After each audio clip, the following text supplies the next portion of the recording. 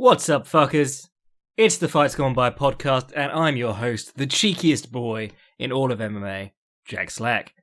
Coming at you following UFC 248, an event I predicted would break the sort of shit tier nature of the previous few weeks' UFC content, and I think in many ways it did. I think we were let down by a main event that a lot of people are fixating on, but of course we had the Zhang Jacek match, which was astonishingly good. And a number of good finishes on that card too. Some interesting stuff going on.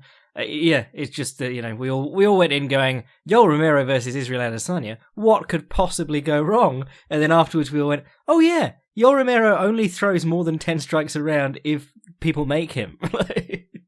Anyway, we could do some news. There's been a bit of a drama alert. Drama alert, Brian Ortega. Brian Ortega decided to slap some musician. I think he's a Korean musician, so, there'll be people in the comments spamming gifs of him, but I don't know who he is. Because said musician was there with the Korean zombie and translated the Korean zombie calling him a bitch for not taking their fight. And then when the Korean zombie went to the toilet, Brian Ortega slapped him. And the best part is that it's on film and Brian Ortega is so pleased with himself. And this other guy's just like, what? Why did you do that? He's not like, oh no, my face. His energy was that of Austin Powers saying, who throws a shoe? Honestly. And then we all remembered that Brian Ortega isn't a guy who was saved from the mean streets. He's a guy who grew up in one of the least crimey areas of LA and got personal tutoring by the Gracies and managed to get caught for drugs pre-USADA. All those things existed, but before that we were like, well, he did take 400 punches on the noggin from Max Holloway, which you do have to respect. I think, the best course of action for Ortega here would be to come out and say, put out a statement saying, I'm very sorry to Mr. Park. I'd had a bit to drink that night. My temper got the best of me.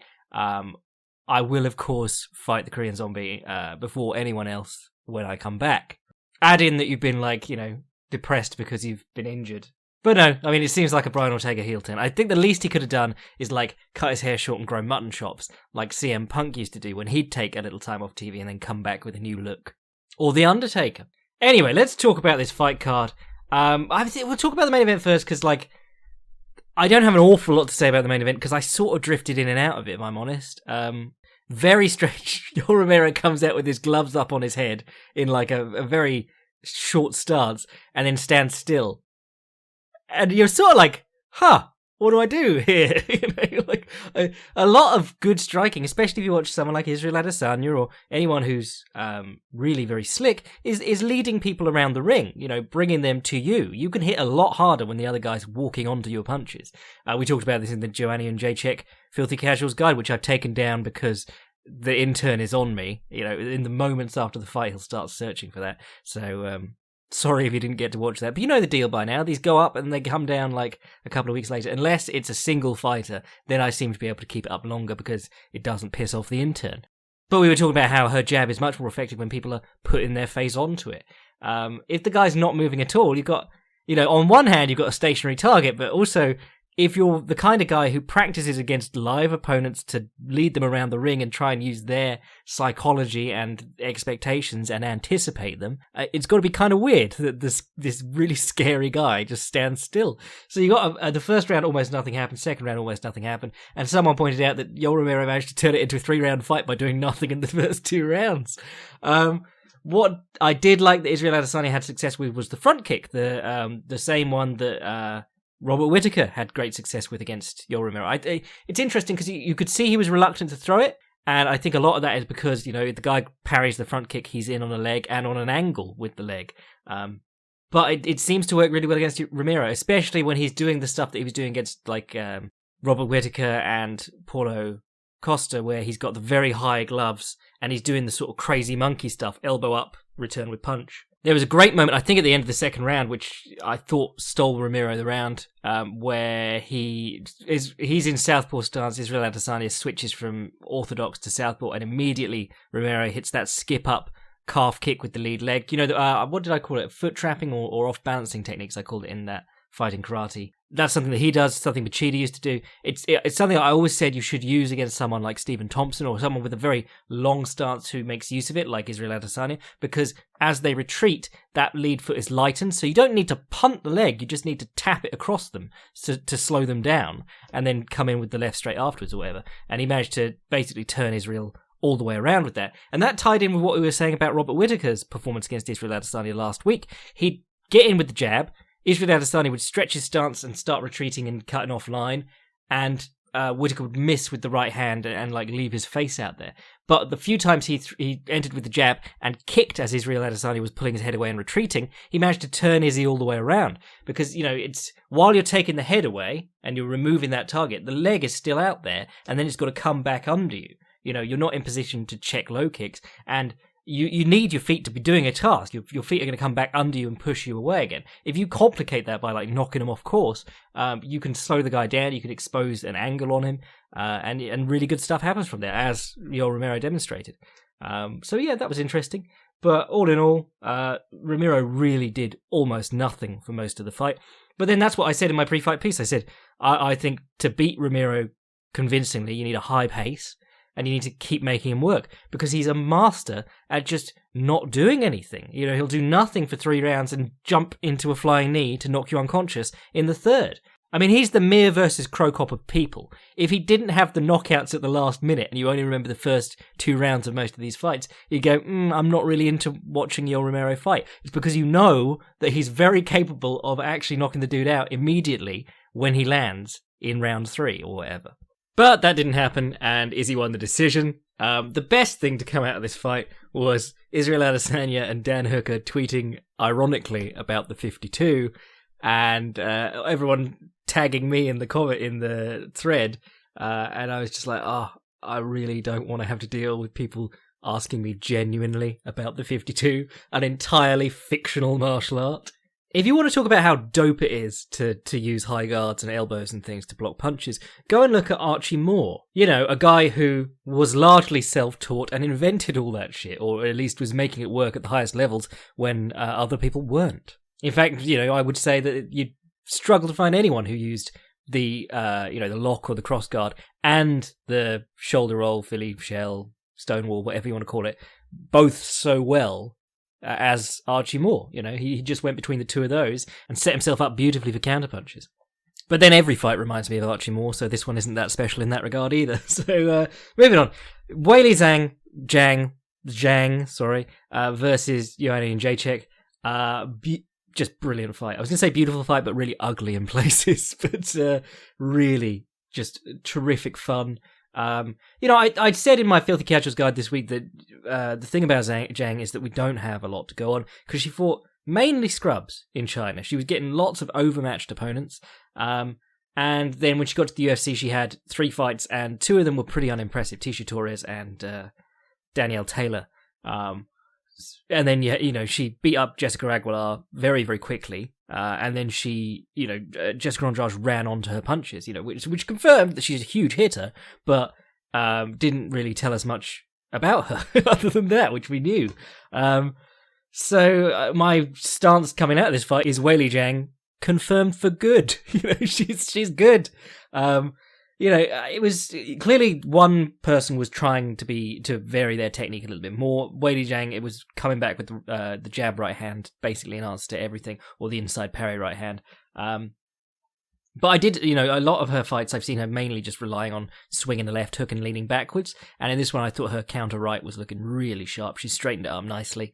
But there was a clear difference in the power between the two. Joanna and Jacek, not a huge hitter anyway, but also if you saw some of those slow-mo shots, where they were trading like left hooks, and Zhang would come up with a booming left hook, and Jacek would just sort of been slapping with a loose wrist on the face of Zhang and then throwing another punch after it. When you see her do those like flappy hands combos, she's really not like putting a lot into each punch. She's just scoring a combo and then normally landing a kick on the end, which actually has some pop on it. I thought this was just a marvelous fight going through phases. I was watching this and going, Zhang's coming back with that right straight every time. While Jacek is taller, I might like to see her trying to get under it and come up with the left hook, or get under it and throw the right low kick and angle off. As the taller fighter, you're giving yourself a bit more work to do if you're trying to get under punches, which is why I was so surprised when in Deontay Wilder Tyson Fury 1, Fury kept ducking under Wilder's right hand, and you're like, but you got 3 inches of height, why are you bothering? But it made it look cool and impress the judges, and it can keep you in position to keep hitting or to throw a good counter angle off. But while I was thinking that, I noticed that her head was swelling into a fucking Klingon head.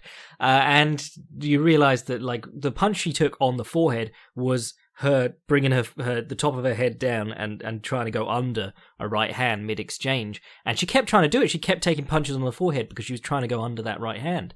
And this is the weird thing about that fight. And the weird thing, I think there's something weird about Joanna's head generally. Because if you remember the Jessica Andrade fight, and Jessica Andrade didn't hit her nearly as much as Weili Zhang was able to, obviously. But Jessica Andrade landed one good left hook, like on the forehead. And again, it ballooned up. Like, you see maybe 2 of those hematomas a year. The famous one is like Hasim Ruckman took a headbutt from Evander Holyfield and swelled up just into an enormous growth on his head. But Joanna got hit in the forehead by Andrade and that happened, and then she got hit in the forehead by Zhang and it happened. And I'm just wondering what the hell is up with this girl's forehead. Because if you watch someone like the Diaz brothers used to do it a lot, Justin Gaethje, against Michael Johnson, he takes like 4 or 5 powerful straight rights and he just ducks his forehead down into it and takes it. So yeah, I mean, Joanna Jacek did a thing that is a degree of correct, because ideally you don't want to be taking the punch at all, but if you're going to take it on your forehead, and it still just blew up in her face. So blew up on her face. But if we were talking about Valentina, there'd be plenty of people talking about blowing up on her face. But her genetics or whatever just fucked it up for her there. I thought what I did notice was Zhang, lots of low kicks and lots of attempted low kicks and lots of punches. Joanna almost no punches to the body, which told me that she was getting uncomfortable in those exchanges, because if you're worried about the right hand to the head, you're going to be very reluctant to throw your right hand to the body or your left hand to the body because you're dropping your hands and dropping your level if you're throwing the right straight to the body, which Joanna has done a lot of in the past. She did, however, come out on the fight stats with loads of body attacks, but I think a lot of them were like sort of flailing body kicks on the end of exchanges. She was doing a lot of 3 punches into kicks, and the kick, sometimes it looked great when she like bit it into the leg, but other times she'd throw it and it would almost look like she wanted to catch Zhang leaning but didn't. It looked like it was a high kick that wasn't. There were a couple of really good front kicks to the body, and I just like this Alex Oliveira, Israel Adesanya. It was a few years ago I was going, why doesn't anyone throw any fucking front kicks in MMA? And now everyone's doing it. It's great. Couple of really nice counter attempts, and counters from Joanna Jacek, but a couple I really liked were when Zhang went for her usual step up inside low kick, Joanna would withdraw the lead leg and kick into the back of the missed kick.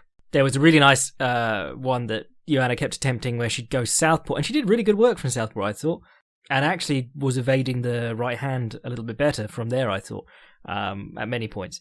But she went southpaw and then would try and throw up a high kick as Zhang threw either a lower body kick, reminiscent of that Holly Holm Amanda Nunes counter kick. One thing I did sort of notice in this fight was that Jacek wasn't pivoting as much, and her jab, while it was there, she really was focused on getting into the combinations and just coming out landing more strikes. It was kind of like, instead of playing the evasive game, she wanted to make sure that she was piling up on volume instead. Wondering what they'll do next for Zhang now, because that's that's a big name to have, or feather to have in your cap. I suppose they're trying to get Rose back in action, but I don't know, she might have a fight booked. I haven't checked lately, but last I heard she was still on sort of like a self-finding adventure. Her and Brian Ortega just sort of dropped off the map after their losses in title fights. Obviously, Valentina Shevchenko came out and started making a very public campaign for why Zhang isn't actually good enough to fight her, which we all know means she actually wants that fight, which, can't blame her, because she's run out of contenders at flyweight because there never were any, except Liz Carmouche, who she couldn't really beat. So what else happened? I mean, there was an amazing finish in that Beneil Dariush-Drakkar close fight. Dariush got on his back quite early in the first round and was on a body triangle for most of the fight. or most of that round rather. And then he came out for round 2 and he looked like shit. Like, he couldn't move properly. He was reaching with these punches, throwing this weird left uppercut from miles away and getting countered each time he did it. And then he, like, ambled forward with some punches into a kick. And a lot of Dariush's game has been, like, learning to be aggressive. It's not the most technically sound game, but by getting on the front foot, he can overwhelm or put under pressure a lot of much better strikers. He beat the shit out of Edson Barbosa for the best part of 2 rounds before he ran onto a flying knee. But, like, he just couldn't move his feet fast enough, so he throws, like, 3 ambling punches and a kick, gets cracked with a right straight while on one leg, stumbles back towards the fence, Dracocles closes for the finish, gets hit, they're both wobbling about, and then Dariush sort of gets his faculties back and ducks in, throws the overhand, closest hands come down, hits him on the side of the chin, turns his head round, his eyes go wide, he flops down. Amazing knockout, the commentary team were loving it. And just the kind of crazy bullshit that you love to see, to be honest. What else was good? Neil Magny versus Li Jin or Jingliang Li. Really impressive performance by Neil Magny after so long off. His jab looked sharp. He's always had a pretty good jab. He always liked to do those stepping stone punches. He'd parry with, like, his right hand. He'll parry the jab and then shoot back a straight right that's not got a lot of pop on it.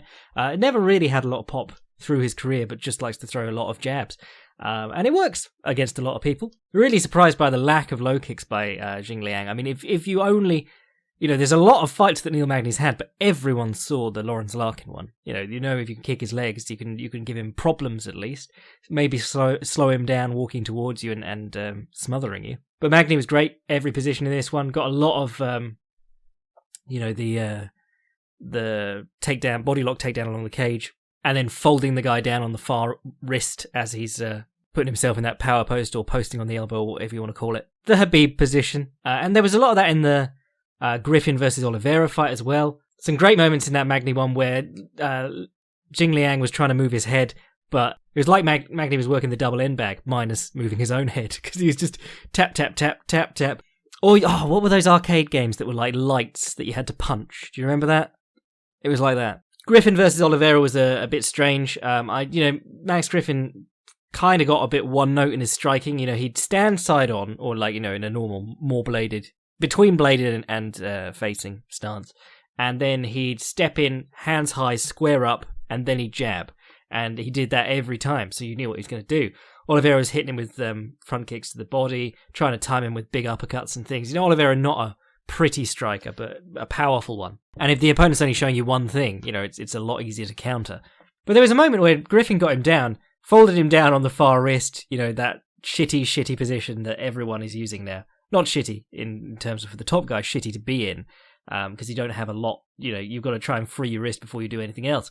But he held Alex Oliveira down and he folded him down on his far wrist. And then Alex Oliveira basically just walked into a somersault on the fence. It looked like, just an Alex Oliveira thing to do, be beastly strong, even though you used to be a lightweight and now you're welterweight. Sean O'Malley versus Canoes.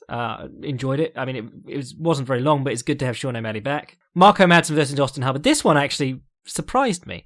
Madsen, Greco-Roman guy, so you see him using a lot of body lock stuff, bear hug stuff. I believe, is it a bear hug if you got the arm caught in? Can't remember the difference, but he locked his arms around Hubbard, and at a lot of points Hubbard had one arm in, but it was just trapped to his body, and then Madsen would step round the side and back arch and whatnot. Beautiful suplex at one point, or suplex. We're doing guillotine, so we'll do suplex. There's actually, I've never remembered to mention this whenever we're talking about like Greco-Roman clinch stuff, but as we're talking specifically about a Greco-Roman Olympian, I thought I might as well bring it up. There's a great book by... Had to go and check because I could only see the side and it said Martel, and I was like, Rick the Model Martel? No, William A. Martel, and it's called Greco-Roman Wrestling, and it's probably the best technical information you're going to get as someone outside the US who's not training with a Greco-Roman team. But then, when do people even start training for Greco-Roman? Because it's a very strange career path to take. You wrestle normally, and then you end up specializing in Greco-Roman for the Olympics. But yeah, that Martel book's great fun, and it just sort of there's a really good section on theory in there that really helped me in jiu-jitsu actually, talking about the various wedges on the body, and they're like under the crotch, the armpits, and under the chin. I think I can't remember, but it was basically the places you can lift and make stuff and move someone's weight. But yeah, Hubbard, I thought he was being sent in there to be battered. I vaguely remembered his fight with Davy Ramos once they started talking about it. But I thought he looked really good in the third round, like as a technical striker. You know, he had a lot of cool ideas. He did a shift backwards from orthodox to southpaw as Madsen stepped in and hit him with a lead right uppercut, or a counter right uppercut, whatever you want to call it, but with his lead hand. Awesome. He was doing some cool stuff like faking and then going into the knee as Madsen tried to duck into a clinch.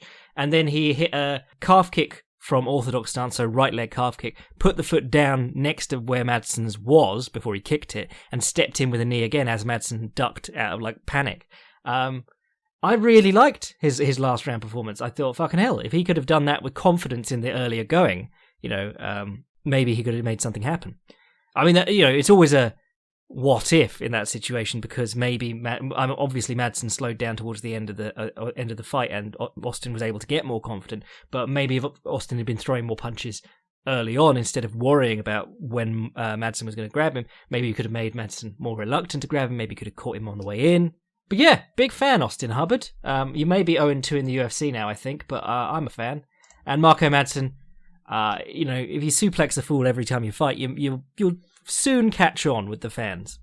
Rodolfo Vieira did what was expected against Safarov, but Safarov, I think it was a front kick to the eye, like it was the top part of his eye socket blew up. He was bleeding everywhere, and it looked like this sort of thing that could have got the fight stopped had it gone a bit longer. So Vieira really started shoveling coal into the furnace and just went after Safarov, took him down. I think Safarov bounced up from the first takedown attempt, but Rodolfo stuck to him, took him down again, got his back, ended up turning to mount, and it was the arm triangle, the classic walk it up under the elbow, cross face with one arm, driving the shoulder into the opponent's face, get the crook of the elbow underneath their elbow, walk the hand up, and arm triangle from there. Very, very powerful submission, one you really see from smothering top players, because they'll just squash you until an elbow pops out, basically.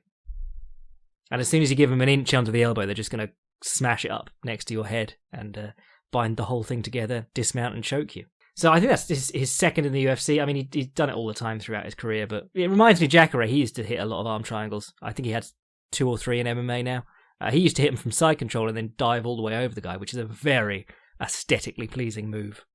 Gerald Meerschaert versus Darren Wynn. Very weird one again, because Darren Wynn's swinging haymakers, but didn't really get close to the finish. When Darren Wynn got hurt towards the end of the fight, I think it was like the fight ending, the beginning of the end for him. It was a very, very short left straight by Meerschaert that didn't really look like anything, but if you slowed it down, it hit Wynn on the point of the chin and basically bounced his chin down onto his chest. And it was so quick, it didn't look like much given that they'd been swinging at each other, but it really obviously stunned Wynn, and Meerschaert got the back and the rear naked choke. I feel for Darren Wynn because he's such a weird shape, it's going to be hard for him to get down some weight, but you just going to have to bite the bullet, maybe drop a bit of muscle mass, diet down, and I could see him doing well at 170, but his feet are not in the state where he can be a Kelvin Gastelum or a Robert Whittaker against some of these guys, because Gerald Meerschaert looked fucking enormous against him here. And Gerald Meerschaert, not always the most polished striker, but by just keeping everything straight, he gave Darren Wynn a lot of trouble. And then the last 2 guys Darren Wynn has fought, just by picking up the knee every now and again, they gave Darren Wynn a lot of trouble because his head's so much lower. Chikadze versus Emmers was a bit of a disappointment, but you saw Chikadze trying to do what he normally does, throw some kicks, get back on to the southpaw stance and surprise the guy with a left body kick as he comes in. He was doing this thing where he was like orthodox. He threw a high kick from miles away, clearly knowing that Emmers would step back, and he threw the high kick, stepped across himself, and pivoted round to face Emmers in a southpaw stance, obviously planning to hit him with the body kick if he came back in, but Emmers didn't come back in. A bit of a sloppy, boring fight at many points, to be honest. There was a nice takedown from Emmers in there, but Chikadze's striking, for the most part, was a bit hit and miss because he needs the guy to be there to strike. And then Dana Bakterel, whose name I can't say, beat Guido Canetti in a bit of a weird one. Yeah, he just sort of walked him down, and then Canetti came in, and Bagdarell moved his head offline and threw what Bruce Lee called a corkscrew hook, but basically it's like a jutting elbow out straight / hook hybrid thing. Nothing magic, but hit it perfectly as Canetti was stepping in, ducked the follow-up punch, scored the knockout, looked very impressive. I'm just looking at this thing at the bottom of the Tapology page, and that Chikadze versus Jamal Emmers fight was a completely different fixture originally. It was Jamal Emmers stepped in for Douglas Andrade, or Douglas D'Andrade, who got injured, and then the guy he was stepping in to face got injured, so Chikadze stepped in there. So, you can forgive him for looking a little bit sloppy, because, it's late notice for both of them. Right, let's do a couple of questions, and then we'll get out of here till Thursday, episode 200. Get excited. Oi oi Slackario. I've noticed when it comes to judo throws, you've mostly referred to their Japanese names, which, being an actual filthy casual in grappling, confuses me a lot. Have you ever thought of doing a filthy casuals guide for judo, or at least BJJ to explain some of the key moves and principles? It could help a lot of people to understand grappling breakdowns in future filthy casuals guides, and you'd mostly benefit from much more diverse footage instead of only having to use these UFC footage and dealing with copyright. Cheers from Mohammed. Not really my wheelhouse at all, judo. My experience with judo is almost entirely through jiu-jitsu and wrestling for MMA. So that's the level of experience I have in judo. To be honest, I probably get the names wrong on the technical details a lot of the time. The names I really use are uchimata, which is the inside thigh throw. So anytime you see someone like they've got an overhook and a wrist on the opponent, and they step they step almost backwards towards them and hack away inside the thigh and lift the leg up, that's an uchimata. There's 100 variations of it in judo, and people will give it a different name and get angry about it, I'm sure. The other one I talk about is haragoshi, which is the hip throw that Ronda used to do. In MMA, you reach over the back, grab the lat. There are other hip throws like ogoshi, which no one ever uses, and the traditional hip throw. Haragoshi is the hip throw that works, basically, and all variations of that I just refer to haragoshi as haragoshi. And then there's ippon seoinage, which is the shoulder throw, which in wrestling is the flying mare, and links in with the arm spin in wrestling. So those are really only the only three you need to know about. We say kani basami a lot because it sounds dope instead of scissors takedown, but that's banned in judo, so it's not really a judo technique. It's got a judo name because it's banned in judo. Trying to think of some others. occasionally I'll say osotogari, which is the large outside reap, but that's just like a back heel, cross buttock, whatever you want to call it. It's the Zabit throw, the one that he does. You don't see it a lot in no-gi settings. I'm not sure how much you even see it in judo anymore. It was Kimura's favorite. He could allegedly, in his peak, he was training like 4 hours of sparring a day and giving dudes concussions in drilling with the osotogari. And then occasionally I'll reference an inside trip as a ouchigari, which is large inside reap. But I think that's the lot, Otherwise, a lot of good judo books, or a lot of classic judo books, are available online. You can find scans of the Canon of Judo, which is by Kyozo Mifune, or Mifune. I don't know how you pronounce his name. I'd call him Mifune if it was English. But aside from that, Ashibarai, maybe Sasai Tsurukomi Ashi, which is that one where you're in the clinch. You pull them so that they take you pull them in sort of a circle so that they take a step, and you block their foot from stepping so they fall. That was a Martin Kampman favourite. And you'll also see Islam Makhachev do that against Arman Sarukian. Tell you what else you'll see Islam Makhachev do: have stupid views on a great women's fight. But honestly, the only ones people use regularly are uchimata, because a haragoshi or any hip throw, you'll just call a hip throw. A shoulder throw, most people just call a shoulder throw, or a single shoulder throw. So uchimata has sort of caught on in a way that inner thigh doesn't, or hasn't. And here's the other thing, anything that can be done without a gi from the clinch already exists in wrestling. This is part of the big gi versus no gi debate in jiu-jitsu. For the longest time, people were like, well, the people who win the top in jiu-jitsu also win the Abu Dhabi. And then suddenly all these guys started coming along who weren't super elite gi players, but were the best in the world no gi. And we realized, oh yeah, if it was just the same, the judo guys would win the Olympics in Greco-Roman as well, or just regular wrestling. In terms of Filthy Casuals guides, yeah, I'd like to do some more conceptual ones. I think I took down the Freak Guards one, but, it's just fun to talk about stuff week to week. I'm trying to do more that I can just sort of keep up. The Marcelo Garcia one, I'm able to keep up because people don't seem to care about the footage. The KSW have been fantastic. They just said they'll let me use whatever I want. So I'll probably hit them up when they've got something big coming up, and I'll do another one of those. Haven't tried with Bellator yet. Don't know how they feel about me. They probably shouldn't feel positively, but we'll see. Cheers, Mohammed.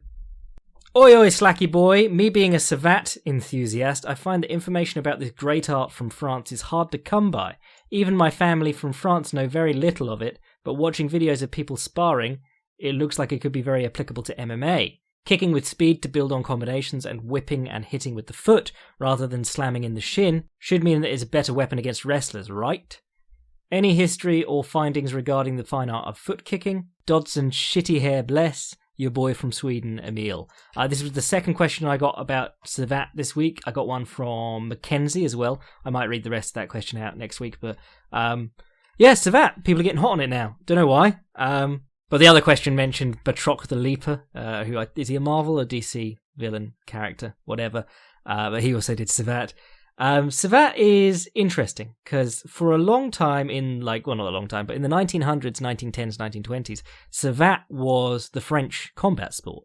And when Georges Carpentier came along and was successful in boxing as a Frenchman, in his book, I believe, he mentions that it's not really a French thing. French people prefer Savat. So I don't know why it's gone so quiet and you can't find much about it, but you can't. Part of it is the footwear. They wear shoes because originally the sport, I believe, is to do with the boots that various workers would wear. You'd strip to your waist, still wearing your work boots, and then try and kick each other. So that's why you see a lot of kicks with the point of the toes and things, because obviously toe kicking without shoes is possible. Watch an old Uechi guy, but it takes years of mangling your feet into that shape to do. I've always said that it'd be fascinating to see someone develop a really good toe kick in MMA, but you've got to balance what you're doing, and it takes a long time to get your feet conditioned to do it. Because it's not like a shin. Conditioning your shins is just deadening the nerves on a big solid bone covered in some muscle. Your feet, everything moves around when you kick. You've got to be able to clench your foot in toe kicking position and then slam it into things.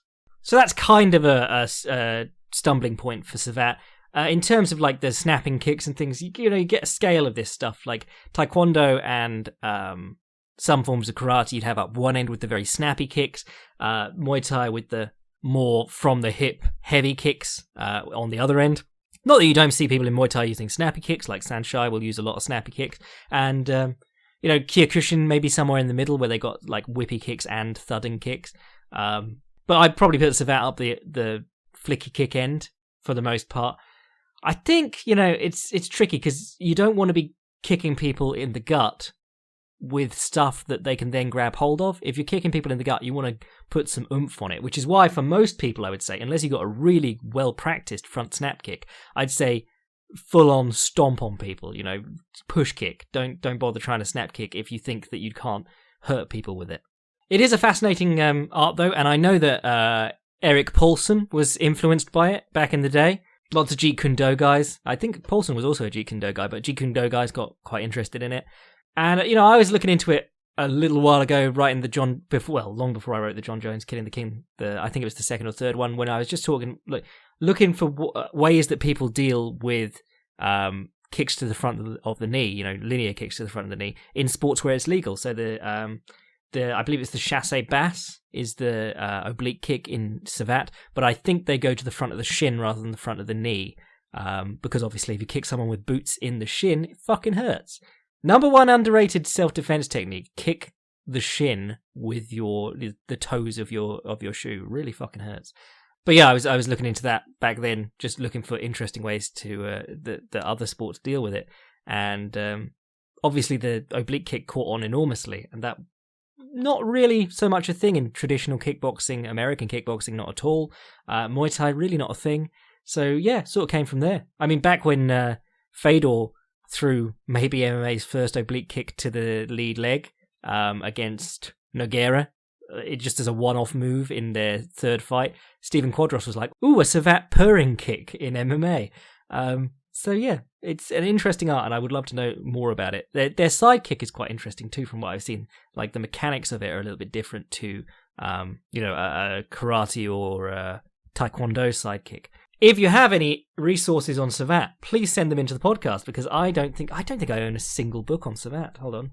Yeah, I own a lot of books, but not Savat. So yeah, hit me up with those. Don't hit me up with Bruce Tegner, because I imagine his is bullshit. I want real Savat books. I think Lucian Carbin did some Savat too.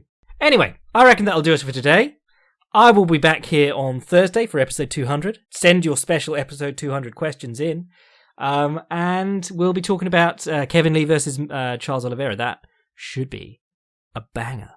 If you want to get in on the Patreon, we've got the Dom Cruz versus Cody Garbrandt study coming out this week. It's got bigger than I expected it to be. But I've settled on the series name Absolute Masterclass, because it's what everyone I've met in real life who knows I like boxing and has been like, did you see Tyson Fury versus Deontay Wilder? They then went on to say Absolute Masterclass. So that is going to be the series name. It's looking good at the moment, I think, in my humble opinion. But you'll enjoy that. So if you want to do that, support the podcast, get the Patreon stuff, sign up to the Patreon. If you want to send an email to the podcast, fightsgonbypodcast@gmail.com. And if you want to see what I'm writing at any time, fightprimer.com. I'm your boy Jack Slack. Joanna and J-Check's Megamind forehead bless.